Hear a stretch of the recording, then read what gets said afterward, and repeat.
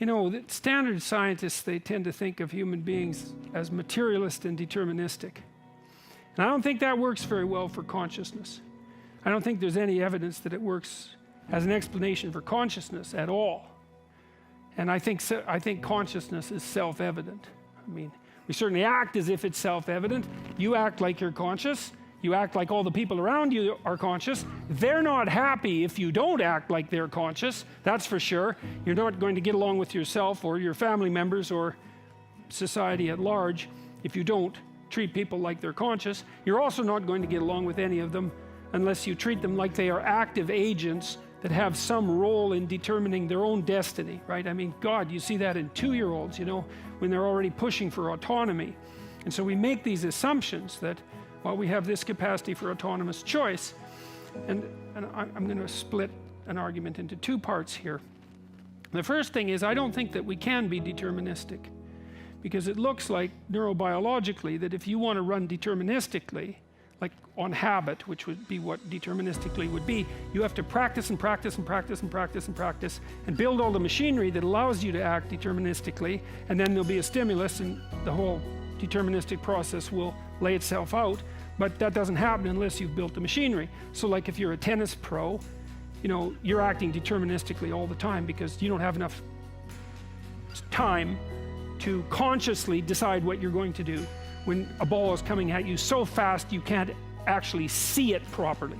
It's all reflex, but it's really complicated chains of reflexes, and you spent like $10,000 building them. And so fine, and when you're driving your car, or you're walking, you're doing these things that you've practiced so well, you're deterministic. But when you encounter the chaos of the day, that's a whole different story. And so what consciousness seems to do actually is to act when deterministic processes aren't at hand. So we could walk through that. We say, look, here's one way of thinking about yourself. You're a clock, and you're wound up, and you wind down mechanistically. But the clock mechanism has to be there for you to wind down mechanistically. And unless you've practiced something a long time, it's not there. So I don't see how determinism can account for that. So here's an alternative, and you can tell me if this is in keeping with your experience. So you wake up in the morning, your consciousness reemerges from the darkness in which it's been embedded, like the sun coming up, right? Which is why consciousness has always been associated with the sun. We're daytime creatures, and we're creatures of vision. And so we identify consciousness with the light, with illumination, with enlightenment. You wake up in the morning, and what do you have in front of you? Well, it depends whether you're excited or worried, but it doesn't really matter, because it's the same thing. What you have in front of you, this is as far as I can tell, is that you have a field of possibility. You have a field of potential. You might wake up and worry. You think, well, I have to do this, or, you know, this series of negative consequences might emerge, and I have these obligations that need to be taken care of for the same reason.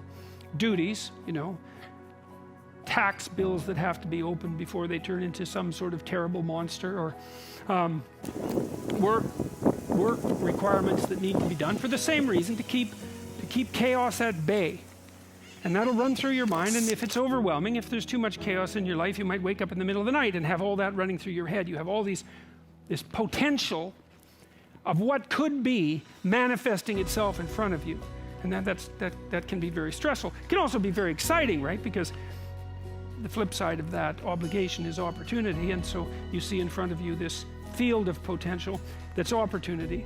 But what you see, as far as I can tell, with your consciousness is the potential that could be, right? You see a sequence of worlds that you have some causal ability to bring into being.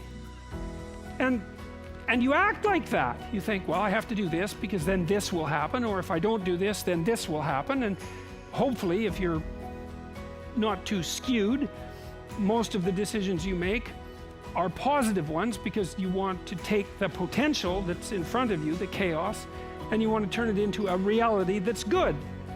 And most of the time, you're going to assume, although you may be tempted not to from time to time, that the best way to do that is to confront that potential forthrightly and to deal with it in a positive and truthful manner, and that the hopeful consequence of that will be that, well, even if you don't produce something good, it will be less hellish than it might have been, right? But maybe you'll get lucky because you're focused and you're doing your best and you're confronting what's there as potential, and you turn it into something good.